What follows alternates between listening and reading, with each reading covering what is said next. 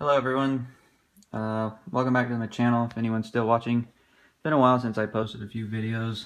Sorry about that. I wish I could get back into it, but not a lot of inspiration lately. But one thing that has interested me to make this video is this new book that I bought off of Amazon. It's called the Crash Bandicoot Files.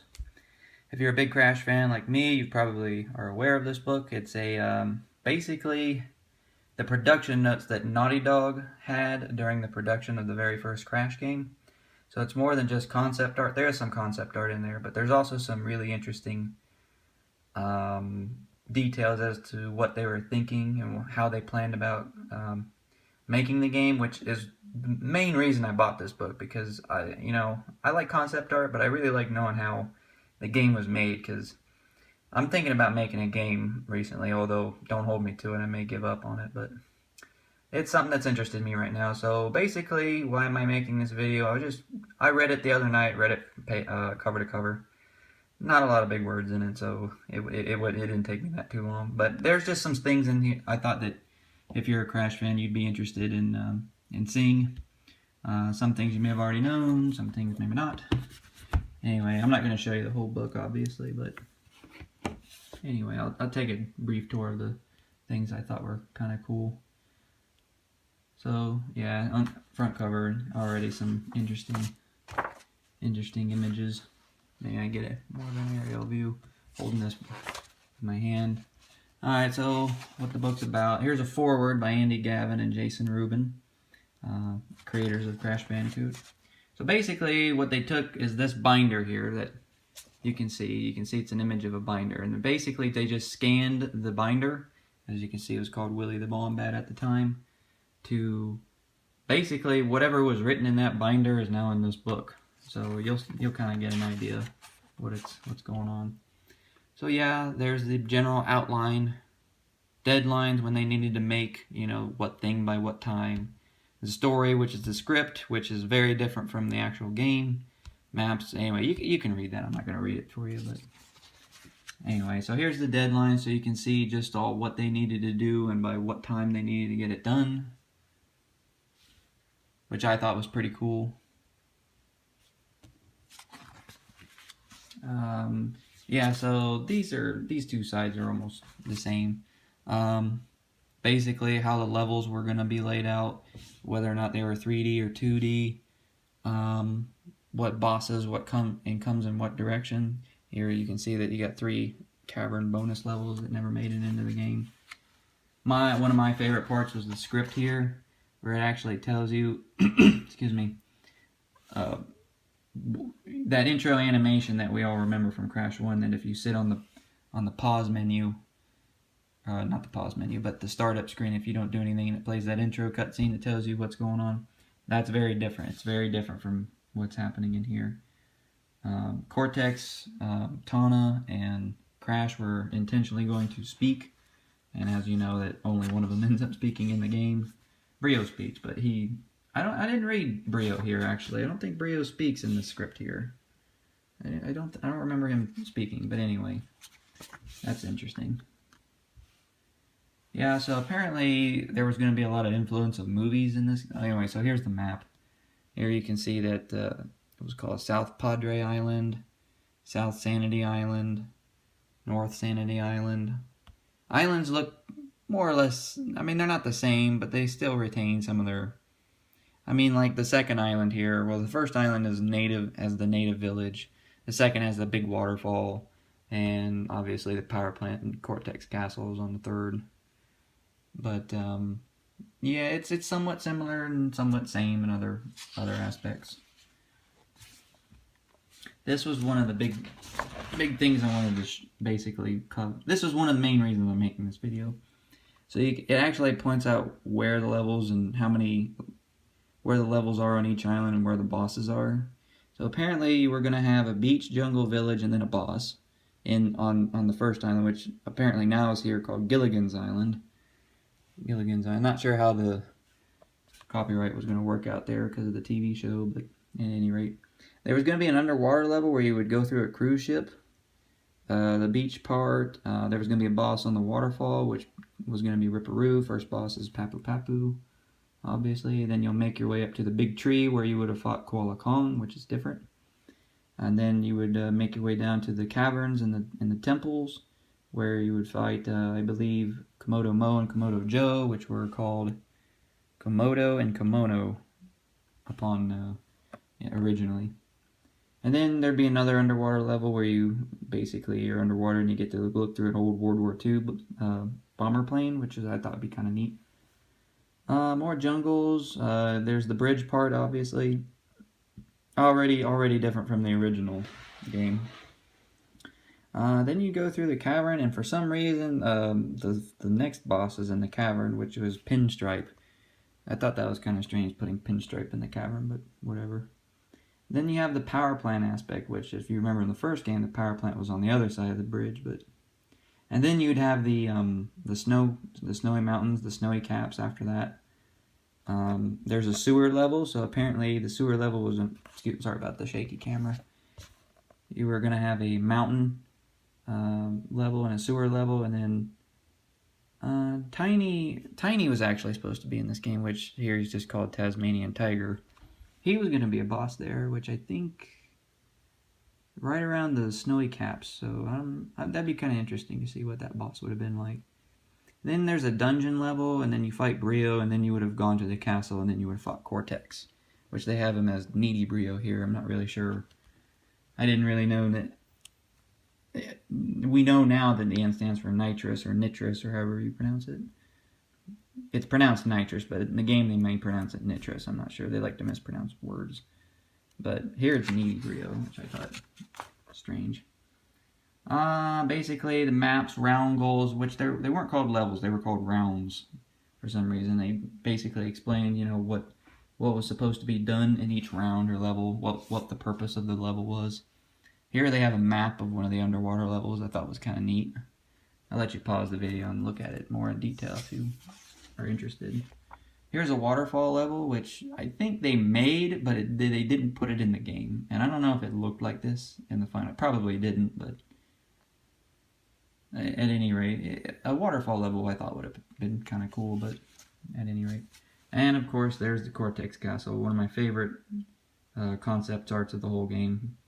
You see, you got the blimp up at the top and the castle itself, whatever this thing is that I like. More islands and stuff. I'm not going to show you all this stuff. If you're interested, I recommend buying the book. This book only cost me about 20 bucks off of Amazon. I would have liked it if some of these were in like colors. I like this picture of this cave here, this crystal cave. Minecart. There was going to be a part in the game where you'd be in a minecart and roll around on these tracks. There's the bomber plane in the water. A lot of interesting stuff that never really came into fruition with this game. The sewer level. And I've also noticed after reading it that Crash 2, like a lot of the stuff from Crash 2, really was just rejected material that didn't make it into Crash 1. Like, for example, Komodo Mo and Komodo Joe. There you can see the, not the Evolver, the Cortex Vortex, that's what this is. And there's what it looks like on the inside with a bunch of TV screens. I just love this concept artwork, which if you're following my channel, you know I like to draw. But yeah, like what I was saying, like a lot with the Crash 2 stuff, it was basically, I think, a lot of it was rejected, or not rejected, but material that they couldn't fit into the first game, like Tiny and the Komodo brothers, the sewer level, obviously, the snow levels, sewer level, obviously, was in here. There's a picture of the castle. More castle stuff. Here's some more artwork. I'm going to skip ahead here. Okay, so here we're getting to the characters. So, Willie the Wombat, better known as Crash. There's a bio about him, basically. They were going to have him speak in the beginning. There's some Charles and Billis artwork. Great stuff. Here's his butt on fire. Literally, it says butt on fire. More stuff. Anyway, so there's his animations that they were going to have. They have a bio of him in here. Interesting stuff. There's Tana, or she was known at the time as Carmen. I'm not really sure why they changed some of these names, but I mean, I like Tana better than Karma, or Carmen, excuse me. Anyway, there she was. There she is. Cortex is obviously Cortex. I love this picture of Cortex. This is the one I drew. This one was used a lot in later manuals. Great stuff. Area's creeping on you. There's his bio. If you ever pause this video and read this if you're really interested, because Cortex's bio is very strange. It's like it never really appeared in the game or any game for that matter, but it's a strange little biography. And then Brio has an interesting one too. There you can see he doesn't have his bolts in his ear, or not his ear, but his head. There's the picture I drew. I'll let you read that. It says, "Oh, my aching head," which is more of a Cortex line. Down there, signature by Charles Zimbillis. I think that was April 1995, maybe? Maybe? I'm not sure. There he is, drinking a potion, and him turning into a beast. Oh, I skipped a page here. I know I wasn't going to show you the whole book, but anyway. When he first turned, you know, into the Brio monster, as they call him in the book, I thought that was insane. These are really cool drawings of him here. There's just different varied. Brio is just an interesting character, you know, like he's diminutive. He's got like a Dr. Jekyll, Mr. Hyde type personality, which I think is interesting. In Brio, his history, not as interesting as Cortex's, but also quite fascinating. Papu Papu, or head native, however you want to call it. No bio for him in here, unfortunately. Then they have the henchman, Ripperoo, great character. You have Koala Kong. Bios for them in here too. Komodo Mo and Komodo Joe, which were known as Komodo and Komono at first. They had to be scrapped and put in the second game. And here, Tiny, just freaking amazing. I just love these artistic drawings of him. I mean, look at that. I would have loved to have seen him in like the game that they're describing in this book. I halfway wish existed, because there's a lot of stuff in here that was removed. Anyway, I skipped Pinstripe. I can't skip him because he's my favorite boss in the first game. Maybe of all the games. I just like his personality. But Tiny's, yeah, like I kind of wonder just exactly what this game would have looked like if they couldn't have, you know, cut some of the stuff out. There you have some underlings. A gorilla, an iguana, a koala bear, a white hyena. Interesting stuff. I'll skip ahead here. Here's a big compilation image of them all there. You can see Aku. Aku was an actual human being. Cortex, without his side, the hair on the side, I don't know why they didn't put that there. Brio's also not in this picture, to the best of my knowledge. I don't think he is. But Tiny is. Controls tell you what buttons do what. Here are the actual rules of the game. Like, for example, we'll read the first one here. Willie walks until he reaches full momentum. If Willie touches a yin yang yuck, then he collects it and it's stored in his register. So there was going to be a lot more collectibles in this first game, or the original game. Like I said, I can't go into great detail here, but I gotta tell you, it was worth the 20 bucks I spent.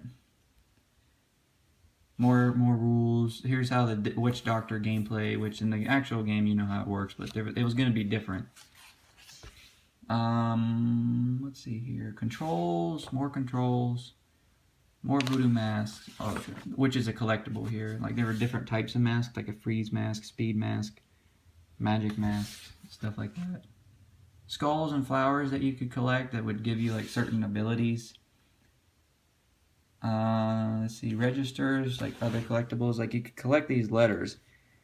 And maybe you guys can tell me what some of these are. Like, I know dog comes from Naughty Dog. UIS is probably Universal Interactive Studios, but I'm not entirely sure. I'm looking through the camera, so I didn't get it on time. MCA, what does that stand for? Someone tell me.